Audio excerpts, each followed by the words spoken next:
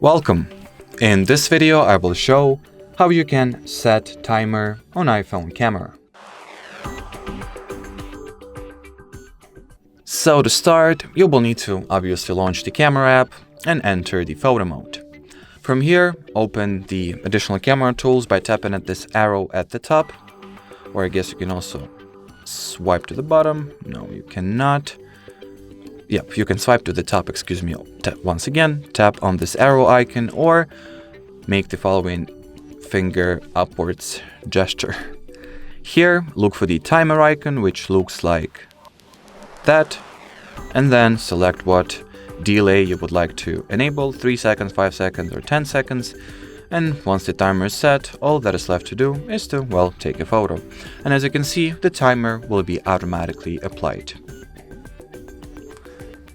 You can also adjust your timer once it is enabled through this handy shortcut at the top right corner of the display. So tap on it to adjust the timer delay or to switch it off entirely. And well, as far as this video goes, that'll be it. So thanks for watching and bye bye.